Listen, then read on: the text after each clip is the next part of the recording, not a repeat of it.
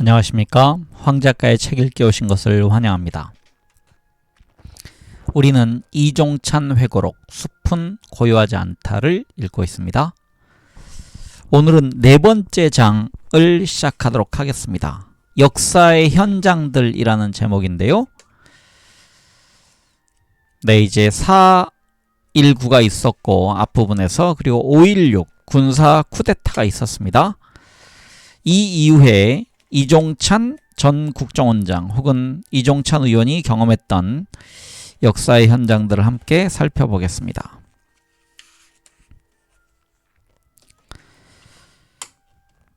네, 170쪽에 있는 내용들을 먼저 읽겠습니다. 모든 보도를 종합해 볼 때 공식적으로 천리마 기수들로 지칭되는 북한 노동자들은 천리마의 뜻을 이해할 듯하다. 오늘날 그들이 사는 나라는 아시아에서 가장 생활 수준이 높은 나라 중 하나다. 중국보다 잘 산다. 이런 전문가들은 남한이 그 모든 원조를 미국에서 받았지만 북한이 남한보다 더 잘 산다고 말한다. 네, 이게 Progress in the North 뉴스위크 1965년 12월 6일자 기사에서 발췌한 내용 같습니다. 그리고 4.19가 일어나게 된 근본적인 이유는 위정자가 정권 연장을 위해 헌법을 유린하고 수없이 국민을 기만함으로써 불신을 받았기 때문입니다. 만일 쿠데타를 일으킨다면 그것은 헌법을 유린하는 것으로 4.19 정신에 위배되는 것입니다.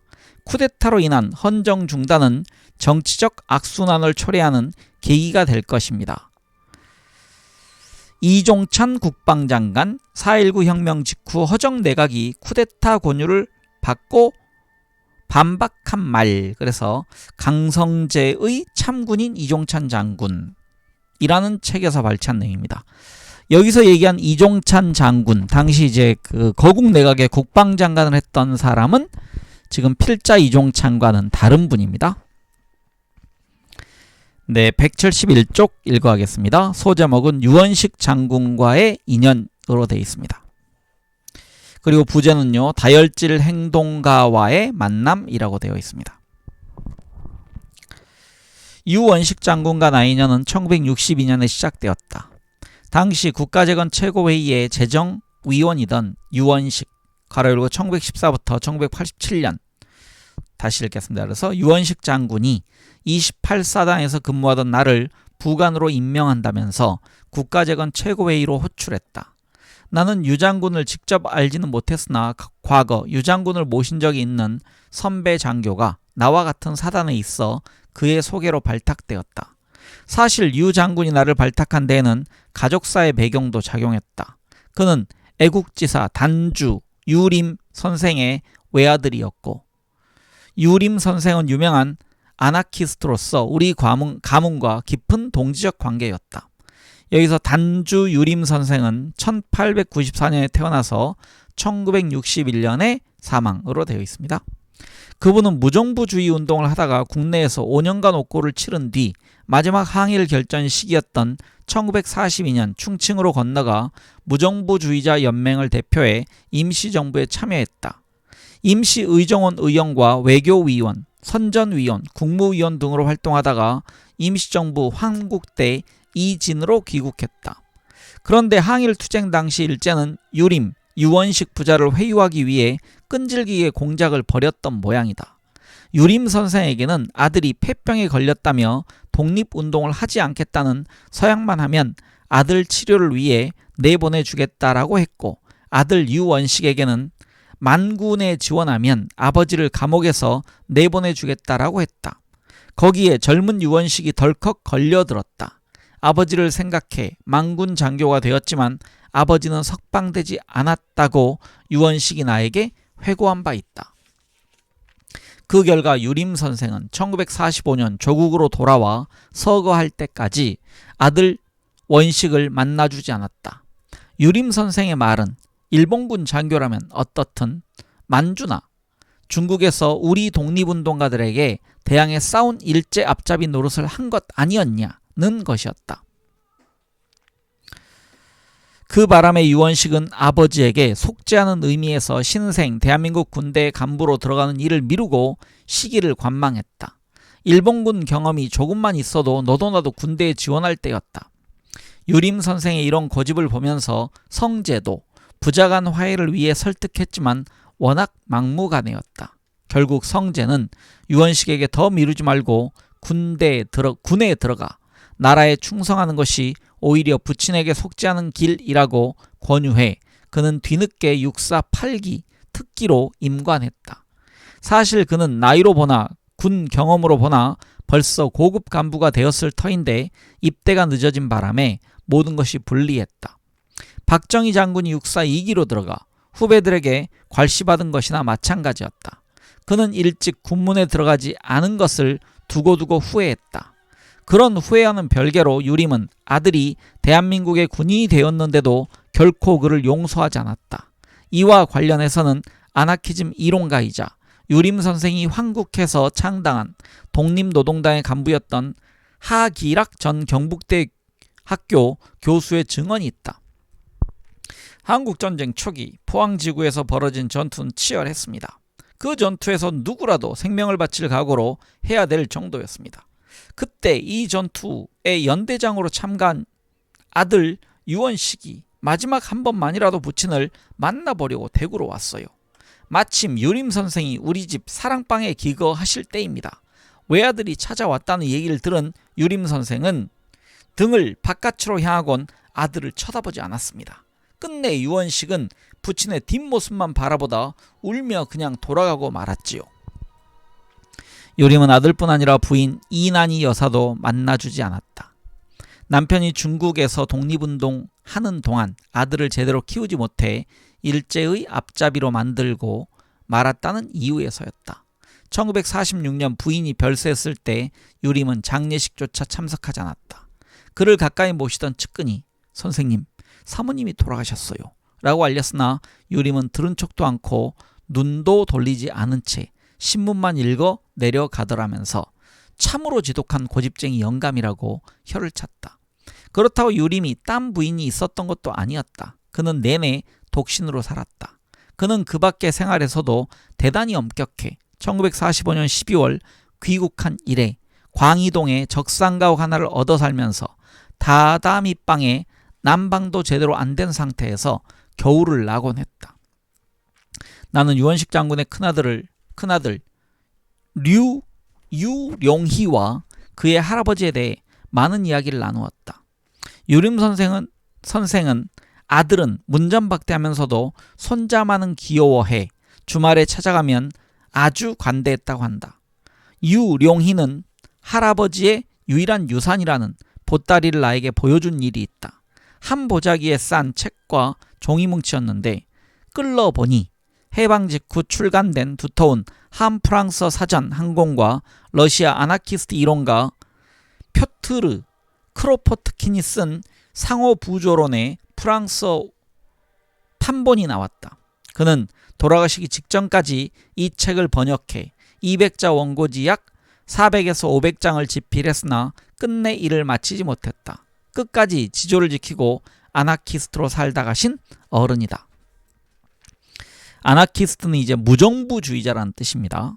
한때 사회주의 이념 가운데 우리나라 일제시대에 이제 가장 강경했던 분들, 이 아나키스트입니다. 이런 옹고집의 아들로 태어난 유원식은 많은 면에서 아버지를 닮았다. 그는 자신이 무슨 생각으로 5.16에 참여했는지 여러 차례 나에게 설명해 주었다. 여기서 그의 성격이 잘 드러난다. 유원식은 군에서 박정희를 만났다. 두 사람 모두 일본군 서열로 따지면 벌써 군의 상층부에 있어야 할 처지였지만 군부에 늦게 들어오는 바람에 뒤처져 동병상련했다. 더욱이 두 사람 모두 상관보다 나이가 많아서 군 생활에 스트레스가 많았다. 1951년 연령으로 보나 군 경력으로 보나 크게 무리가 없는 이용문 준장이 6본 작전국장으로 부임했다. 그 밑에 차장 박정희, 작전과장 유원식이 재직하고 있었다. 이용문은 인품이 넉넉해 두 사람의 처지를 잘 이해하고 대접했다.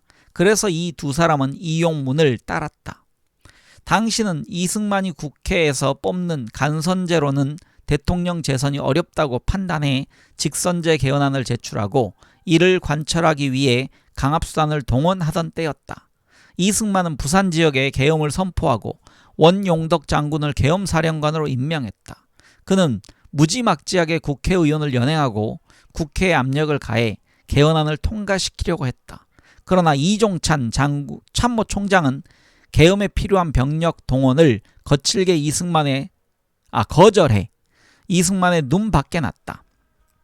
원래 성격이 다혈질이고 행동가인 유원식은 이런 사태를 지켜보면서 가만히 있지 않았다. 그는 이용문과 박정희에게 2개 대대를 보내 이승만 정권을 뒤집어 엎자고 제안했고 또 그런 생각을 실행에 옮길 계획을 세웠다. 그러나 그들이 모시기로 한 이종찬 장군은 문민 통치를 신념으로 하고 있었기 때문에 이런 계획에 선뜻 응하지 않았다.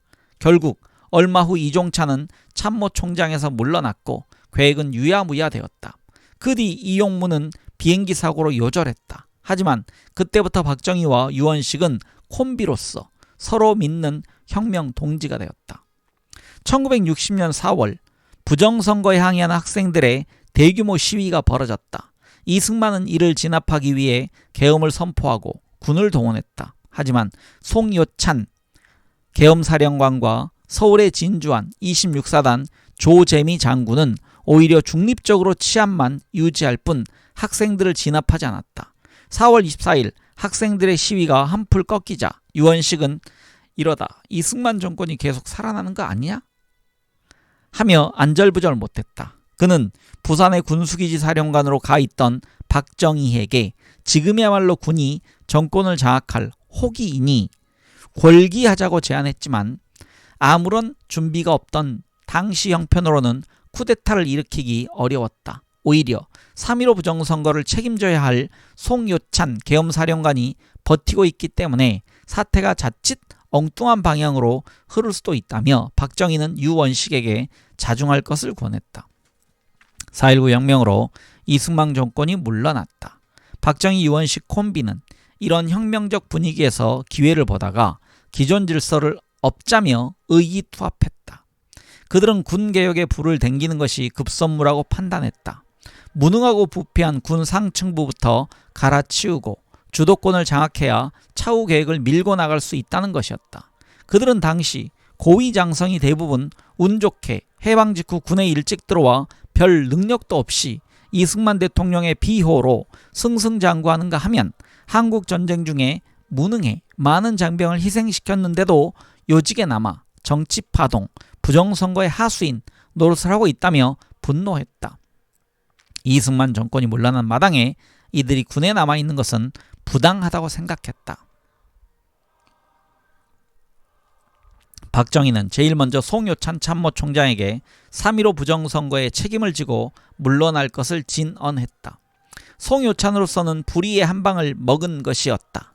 그도 그럴 것이 송요찬은 박정희를 음양으로 도와준 후원자였기 때문이다. 이 일은 젊은 영강급 장교들이 뜻을 모으고 군 내에서 항명파동을 일으키는 도화선이 되었다. 3월에 송요찬이 참모총장에서 물러났지만 후임자로 다시 군사영어학교 출신 최영희 장군이 부임했다. 그들로서는 기대에 못 미쳤다. 사실 당시의 젊은 영강급 장교들은 박병권과 박정희 두 사람만 청렴하고 참신하다고 평가했다고 한다. 그래서 유원식은 당시 민주당 구파의 보스인 김도연을 찾아가 군의 상층부는 모두 3.15 부정선거에 원죄가 있다면서 그들이 모두 물러나고 박정희 소장이 참모총장이 되어야 군 개혁이 제대로 이루어진다 라고 주장했다. 유원식이 현역 정치인과 비교적 쉽게 대화할 수 있었던 것은 그가 유림의 아들이었기 때문이다. 하지만 김도연은 유 대령이 소개한 박정희라는 깡마르고 까무잡잡하며 볼품없는 장군을 참모총장으로 추천할 마음이 없었던 것 같다. 군이 4.19 이후에 보여준 중립적인 태도는 칭찬받아 마땅하단 말씀이야. 장군 중에는 3.15 부정선거에 책임 있는 사람도 있단 말씀이야. 그러나 그렇다고 모두 제거할 수는 없단 말씀이야.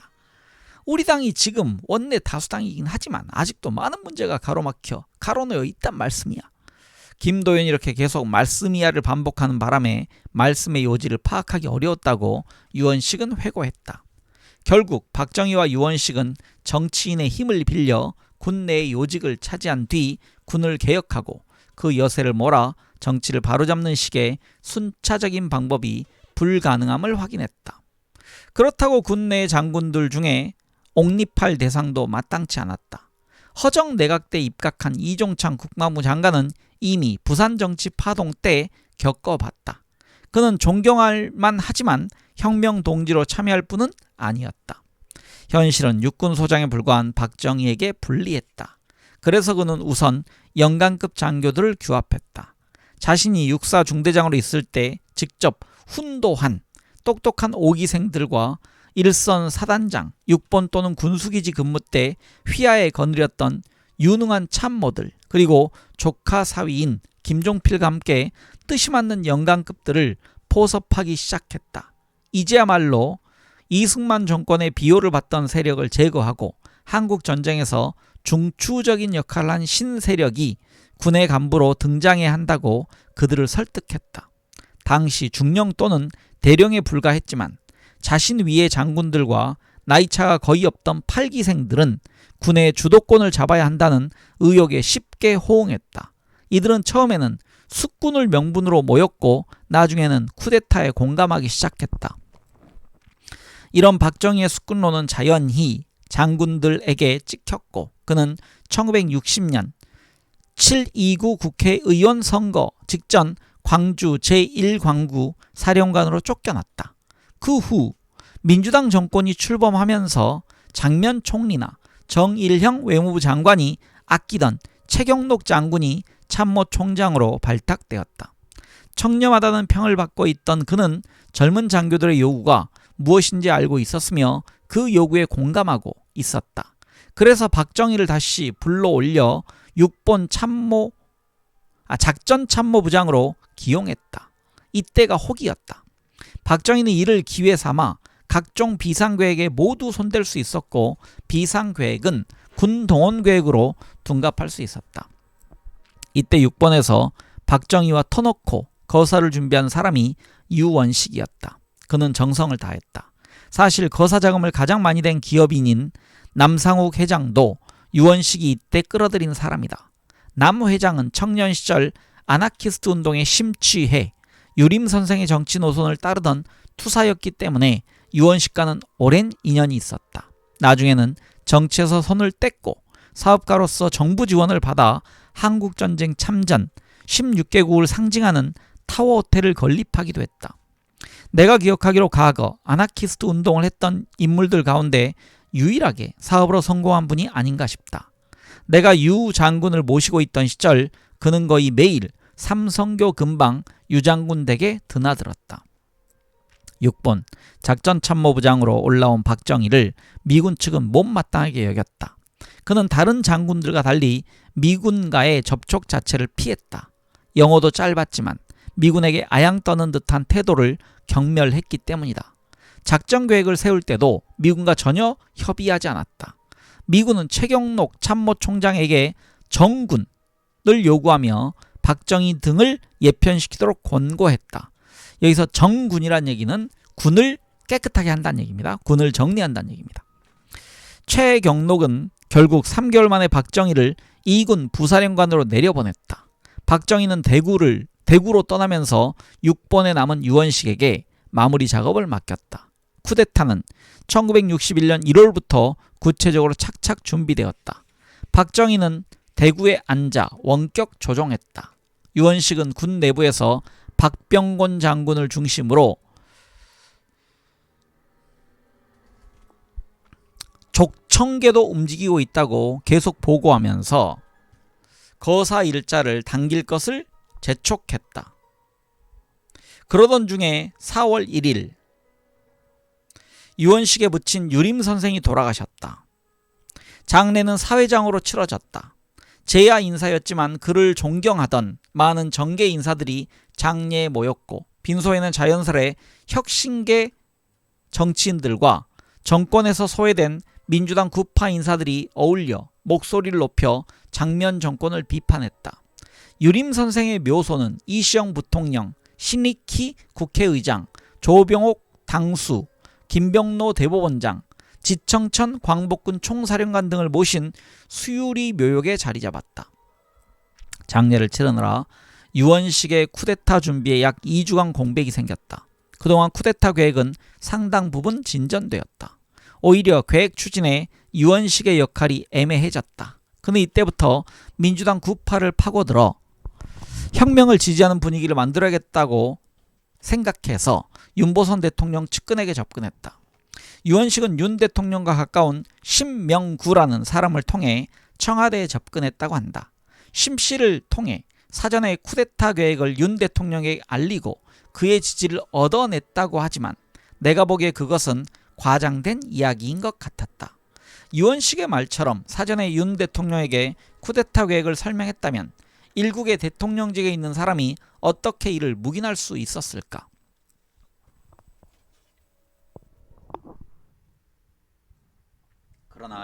그러나 유원식은 부관인 나에게 윤보선은 어떤 경우에도 나에게 큰 소리를 못 친다 라고 여러 차례 못 박았다.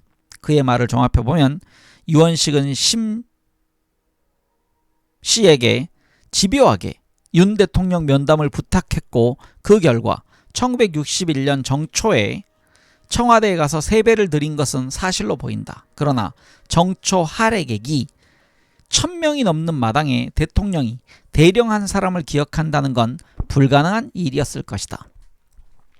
윤보선 대통령도 회고록에서 시인했듯이 그해 4월 수유리 묘역의 해공과 유성 묘소를 둘러보러 가는 길에 마침 인근 유림 선생의 묘소에서 사무제가 열리고 있다는 소식을 듣고 그곳에 들렀다고 한다.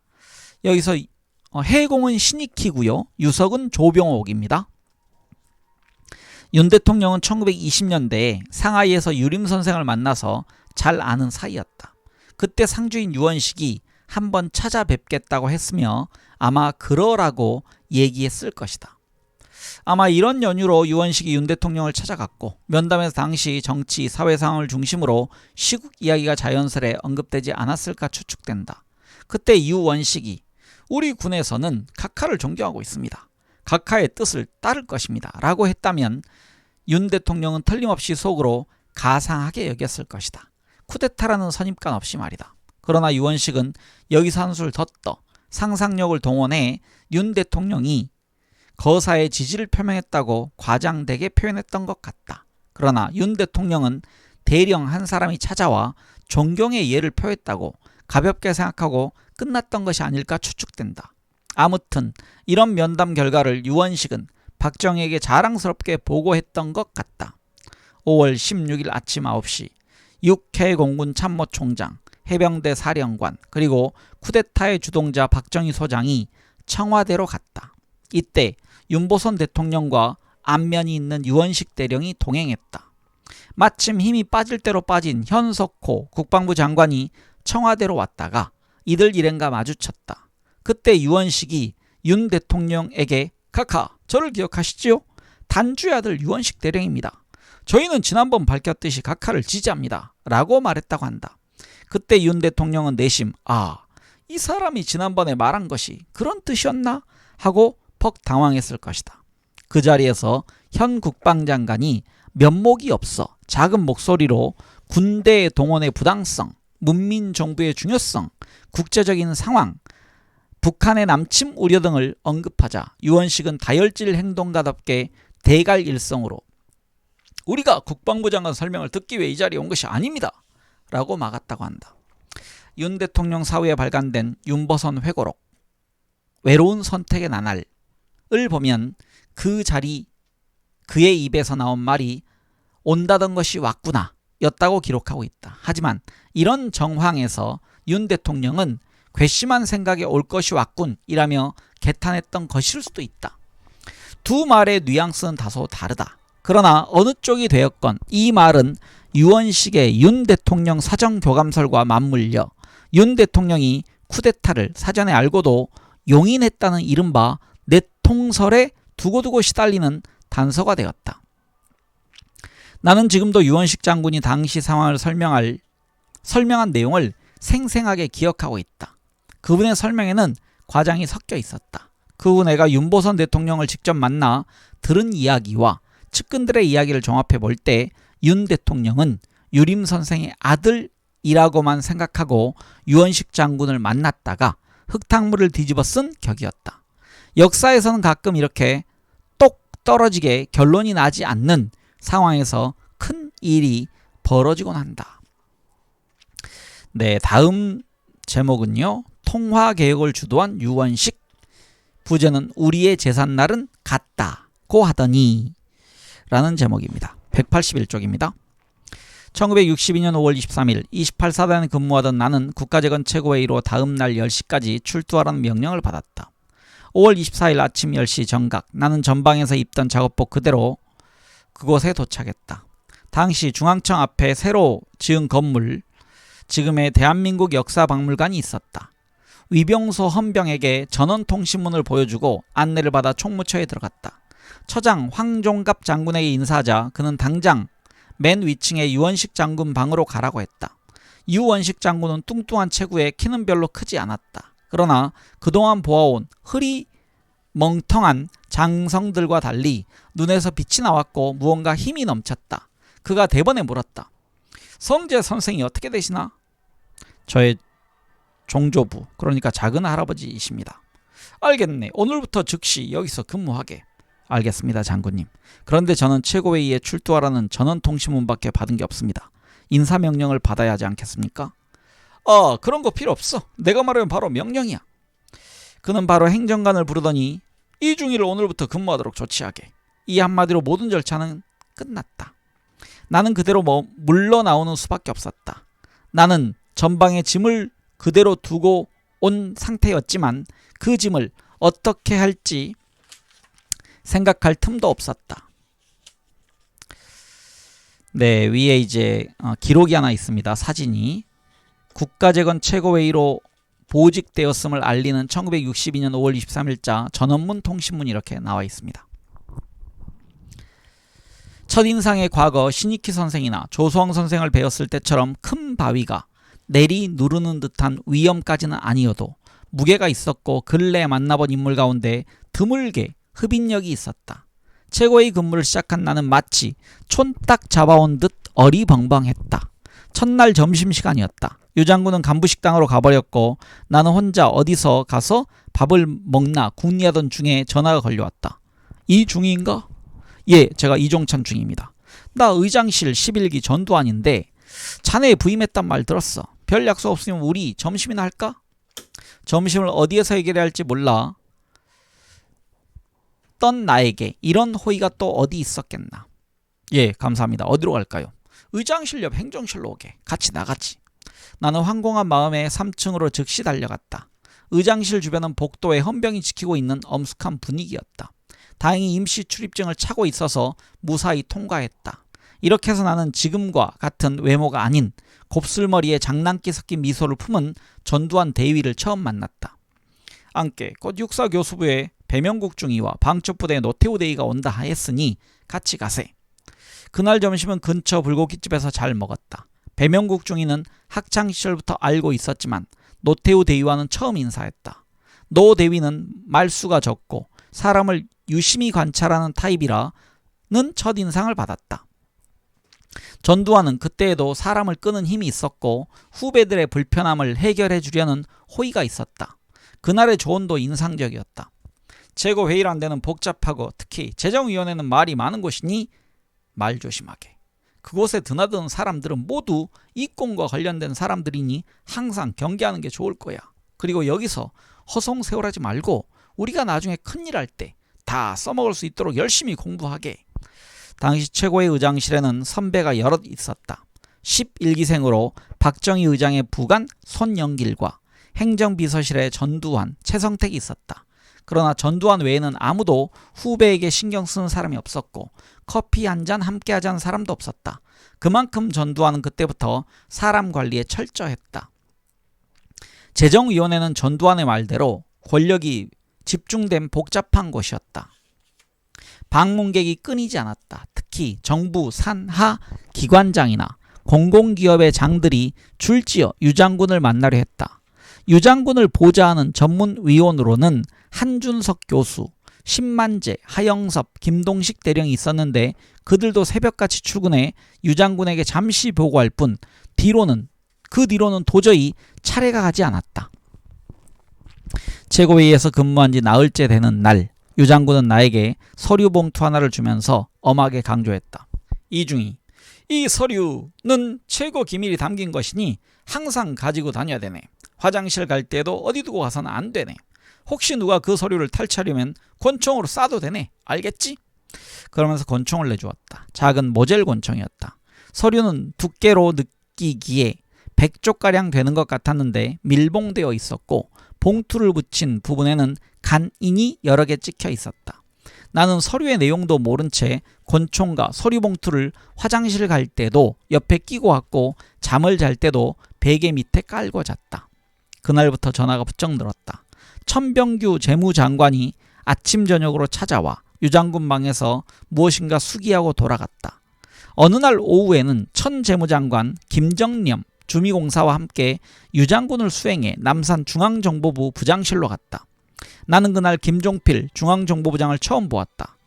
자세가 앞으로 기울어져 있었고 앞서서 가는 걸음이 당당했다. 다음 날에도 최고회의와 내각의 연석회의가 있었다. 회의 도중에 김종필 부장의 전화가 걸려왔다. 회의실에 있던 유 장군에게 메모를 전했다. 그는 급히 회의장을 빠져나와 심각하게 전화를 받았다. 그날 저녁 유 장군은 천 재무장관, 민병도 한국은행 총재, 서재식 증권거래소 이사장 등을 불러 한남동 외인주택으로 향했다. 중요한 회의가 있는 것 같았다. 회의 후 돌아오는 차 안에서 유 장군은 천 재무장관에게 서 이사장에게 100 정도 주면 끝날 것 아니에요 라고 말했다. 의미를 알 수 없는 말이었다. 그러자 천 장관은 걱정하는 목소리로 중앙정보부가 개입하면서 일이 점점 어려워지고 있습니다 라고 덧붙였다. 유 장군은 늘 그렇듯이 자신있게 말했다. 괜찮아요. 우리가 다음 계획을 하면 어차피 해결될 거예요. 다음날 국정감사차 경기도지사실에 나가 있을 때 이영근 중앙정보부 차장이 급히 찾아왔다. 무슨 말을 했는지 보고받던 유 장군은 화를 벌컥 내며 내가 직접 나가겠어 라고 말하고는 한국은행으로 갔다. 긴급히 금융통화위원회가 소집되었다. 회의 도중 유 장군의 일장 연설이 있었다. 밖에 있던 나는 내용을 알 수 없었으나 금융통화위원들이 모두 주눅들어 있는 것만은 분명했다. 바로 그때가 증권거래소의 대출 한도 외에 100억 환의 증권금융이 추가로 방출되는 순간이었다. 이날의 일이 증권파동의 전주곡이었다는 사실을 나는 훨씬 뒤에야 알았다. 6월 초에 들어서도 유 장군은 매일 바빴다. 나는 여전히 그 극비 서류를 들고 다니느라 긴장했다. 어떤 날은 김정영 공사와 함께 남산 중앙정보부로 가서 몇 시간씩 회의를 하고 돌아왔다. 김 공사란 분은 참으로 침착했다. 항상 검은 정장 차림에 자세가 흐트러지지 않았다. 절대 자기 의견을 먼저 말하지 않고 유 장군이 물으면 그제야 하나하나 논리적으로 설명했다. 그는 재무부 이재국장을 지낸 관리였다. 나는 그에게서 관리의 전형을 보았다. 6월 8일 저녁 장충동 최고회의 의장 공간에서 송요찬 총리, 김종필 부장, 천병규 장관, 유원식 장군, 김정념 공사가 참석한 회의가 장기간 이어졌고 헤어질 때에는 모두 상기된 표정이었다. 다음 날인 6월 9일은 토요일이었다. 당시 유 장군의 집 사랑채에 함께 거주하고 있던 나에게 유 장군은 꼭 필요한 전화 외에는 받지 말고 오후까지 피해 있으라고 지시했다. 본인도 안방으로 들어가 없는 것으로 위장한 채 낮잠을 잔다고 했다. 이날 오후 7시 30분 토요일 저녁인데도 이례적으로 국가재건 최고회의 전체회의가 삼엄한 경비하에 소집되었다. 각 부처 장관과 최고위원들이 속속 모여들었다. 회의는 비공개로 진행되었고 발표될 때까지 누구도 회의장에서 나가지 못하게 했다. 밤 9시경 유 장군은 숨가쁘게 뛰어들어오다시피 사무실로 들어왔다. 그리고는 소파에 주저앉아 긴 한숨을 내쉬며 잠시 있다가 피식 웃는 표정으로 혼잣말을 했다. 자유당 때보다 성공하겠지? 이분이 지금 나에게 묻는 것인가? 나는 내용을 몰라 맞대응도 못하고 그저 고개를 끄덕일 수밖에 없었다. 다시 밤 9시 15분경 최고의 의사과에서 의결서에 서명을 받으러 왔다. 문서를 힐끗 보니 긴급통화조치법이라는 제목이 눈에 띄었다. 아, 통화개혁이로군. 유 장군이 천 장관, 민 총재와 함께 밤 9시 50분 한국은행으로 급히 자리를 옮겼다. 사후 약방문 같은 금융통화위원회를 소집했던 것이다. 그 자리에서 유 장군은 다시 일장 연설을 했고 이어 김정념 공사가 구체적인 법안 내용과 최고의 의장 담화문에 나온 내용들을 차례로 설명했다. 긴급 통화조치, 즉 통화개혁에 따르는 사후 대책을 설명한 것이었다. 위원들은 모두 놀란 표정이었으나 일체 쓰다 달다 말이 없었다. 한국은행에 대책본부가 설치되어 가동되기 시작했다. CPX를 하듯 상황실이 마련되고 유관기관을 연결하는 임시전화와 경비전화가 가설되었다. CPX는 군대 용어 같은데요. 이게 아마 군사훈련이라고 보시면 될 것 같습니다. 뭐 이제 군대에는 뭐 중대급, 대대급, 연대급, 사단급 이렇게 있는데 아주 높은 수준의 훈련, 이게 CPX입니다.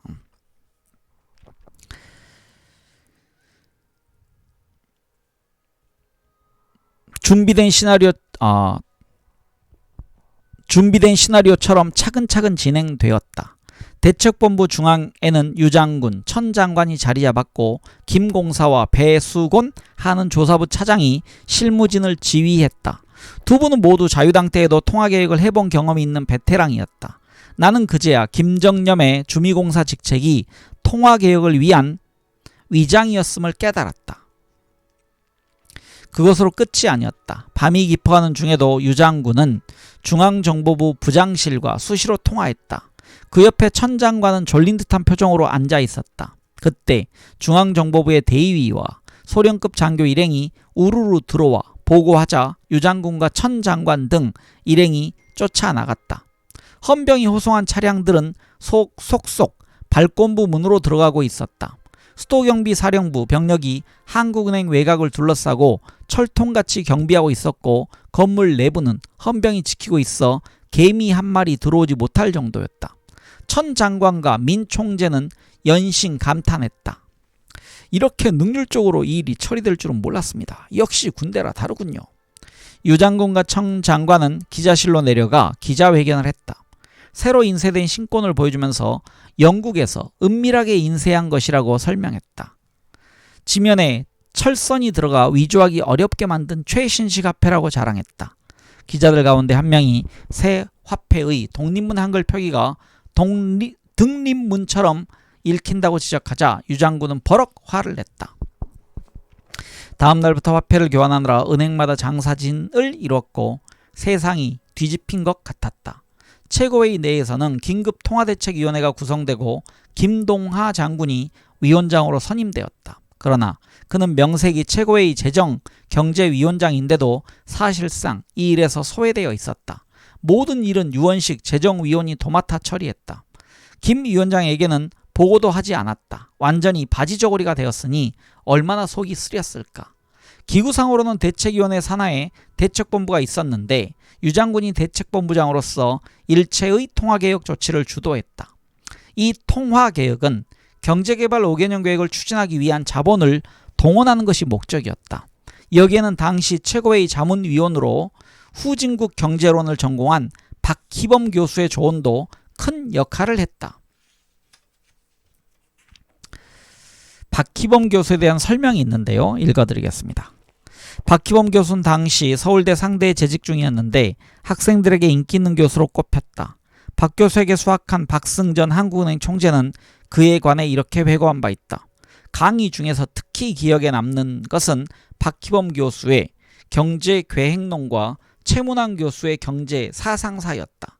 박희범 교수 이후 충남대 총장은 당시 엘버트 허슈민의 불균형 성장론 등 당시 경제발전의 첨단적 이론들을 소개하면서 짜임새 있고 열정적인 강의로 많은 학생들에게 감명을 주었다.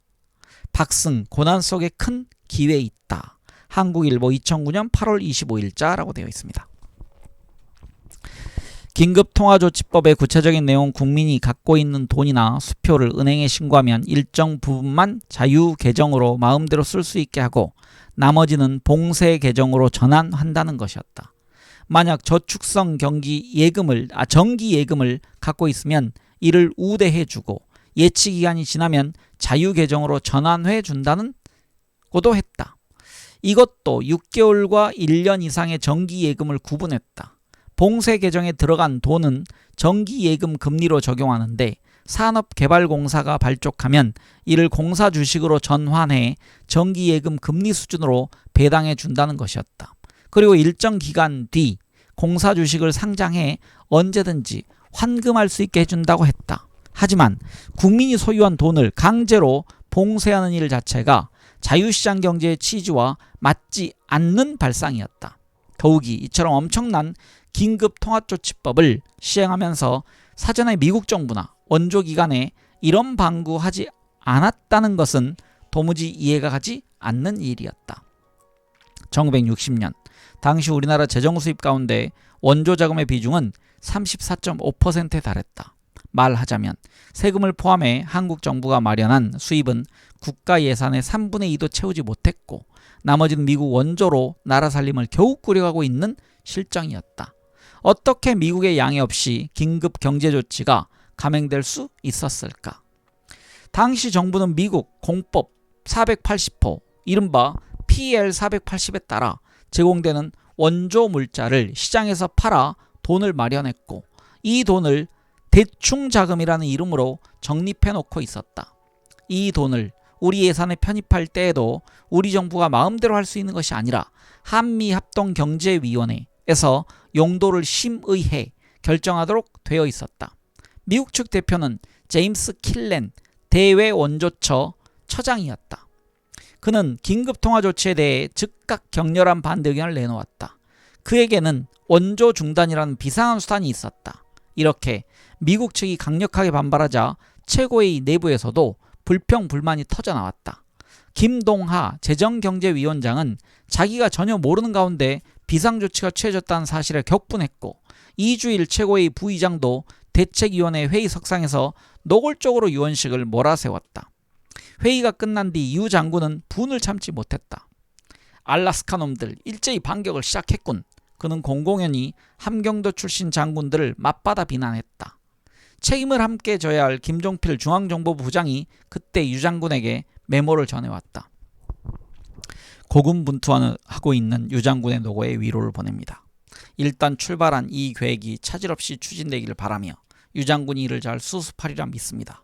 누차 말씀드렸지만 우리의 생일은 각각 다르다 하더라도 우리의 제삿날은 같다는 저의 결심에는 추호도 변함이 없습니다. 유 장군이 그날 나에게 이 메모를 보여주었다. 아마 나는 외롭지 않다는 제스처였을지도 모른다.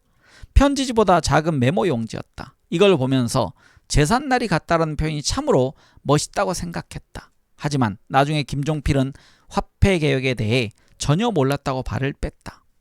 아무튼 통화개혁 조치에 대한 내외의 반발은 날이 갈수록 거세졌다.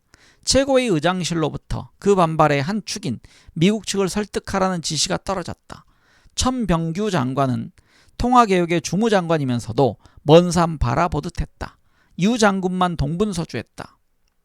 천 장관은 이번 일은 어차피 유 장군이 책임지고 해결할 일이고 내가 서둘러 봐야 결국 유 장군과 부닥치게 될 텐데 라는 심사였을 것이다.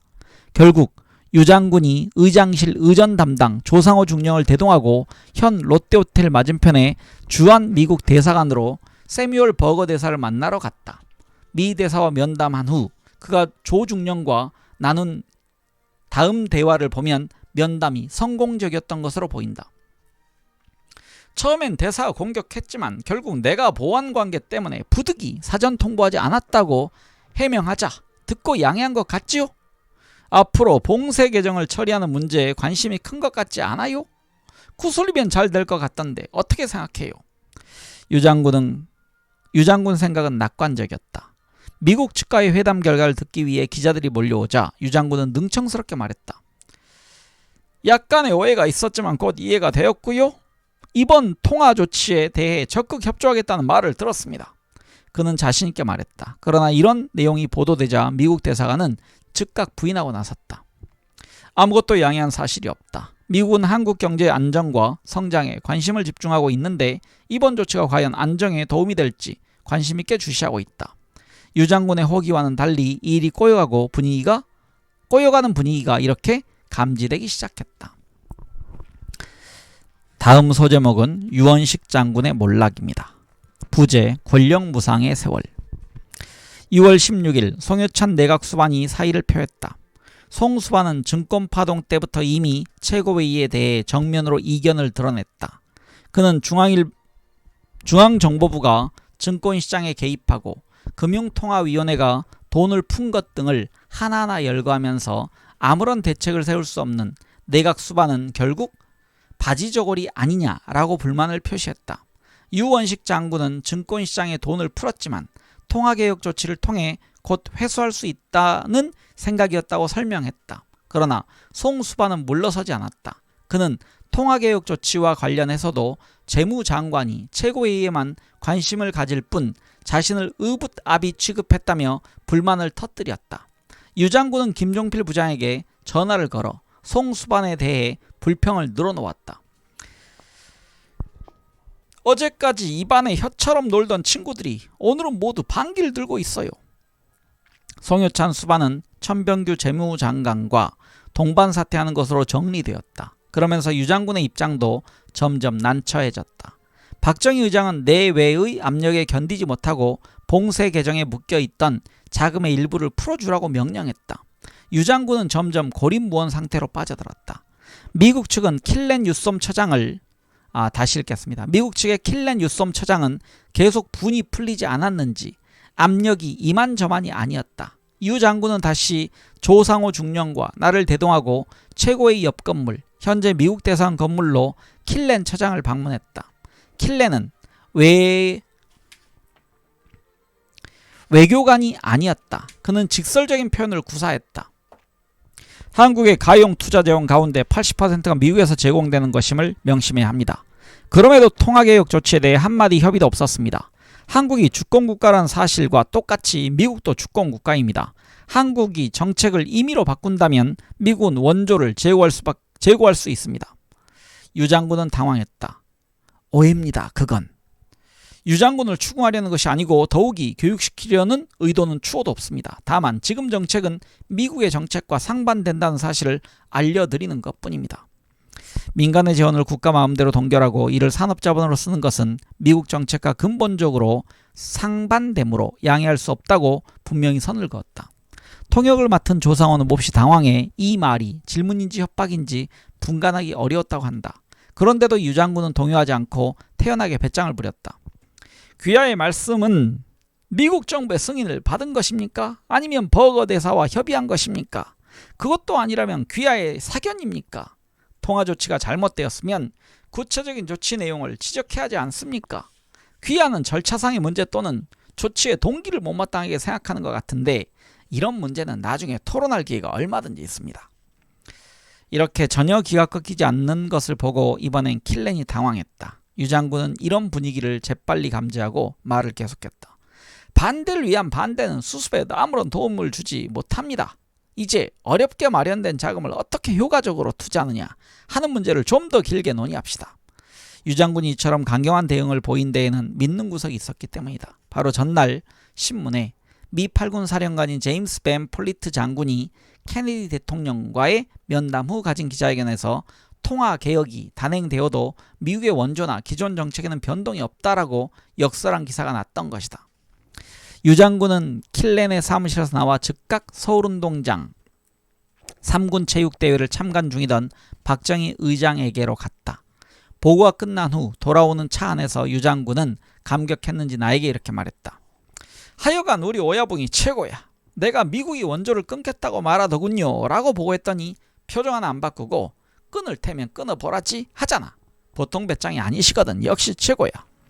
서울운동장에서 돌아온 뒤 버거 대사 및 킬렌 유솜 처장과 재차 협의하러 연락했지만 미국 측은 검토할 사항이 있다면서 사실상 면담을 거절했다.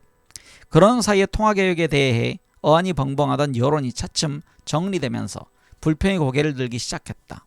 김종필 중앙정보부장은 이필석 전 산업은행 총재가 마련한 건의안인 시중금융체제 개혁안을 보내면서 메모를 끼워 보냈다. 건의안을 검토할 때 이주일 부의장과 김동완 재경위원장을 동석시킨 자리에서 신중하게 논의하는 것이 좋겠다는 내용이었다. 이 말은 불평의 소지를 없애기 위해 특별히 최고위 내의 인화에 유예라는 주문 같았다. 그동안 유 장군이 성격이 저돌적이고 독주한다는 문제 제기가 많았다. 그는 사태를 완충시켜야 할 때에도 박 의장에게만 충성하면 되지, 다른 사람 눈치 볼 필요 있나? 라고 생각했다. 이 때문에 주변의 오해는 점점 커지고 있었다. 통화개혁에 대한 미국의 압력은 점증했으며 시중의 민심도 마찬가지였다. 자영업이나 중소기업을 하는 사람들은 완전히 자금 고갈 상태여서 여기저기서 비명이 들렸다.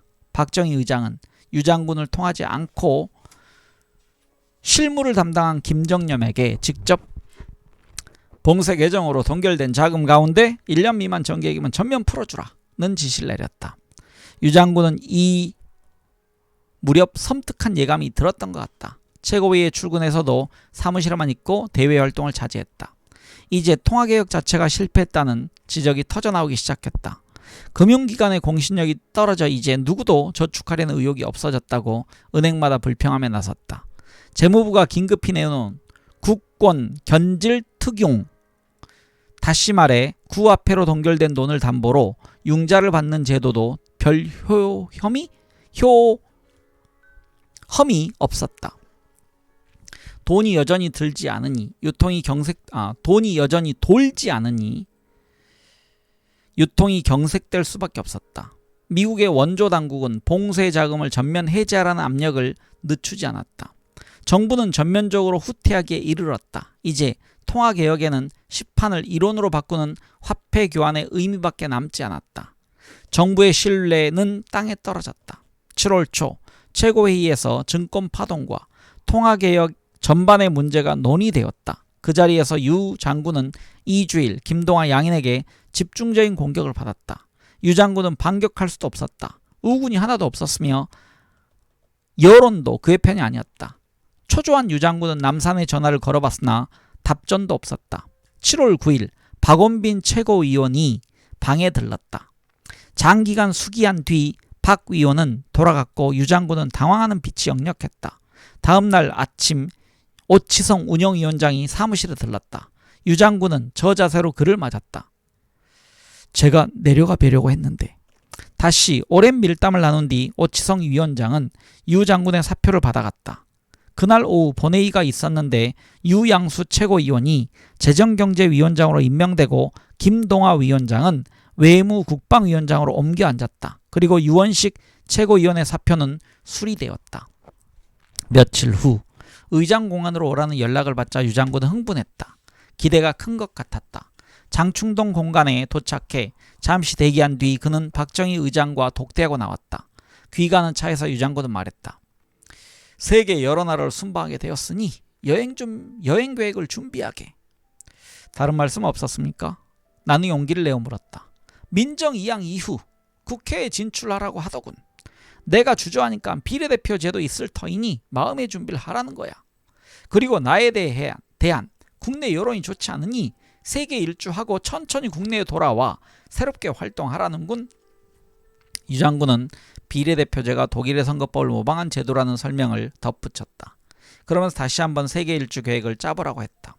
유 장군은 집에 도착해서도 흥분을 감추지 못했다. 나에게 박정희 의장과의 관계를 역사적 연원까지 거슬러 올라가며 설명했다. 그는 박정희 장군과 가족끼리도 가까워 해마다 연말이면 안동장이라는 중국 음식집에서 양쪽 가족이 함께 모인 가운데 우정을 나눴다고 했다.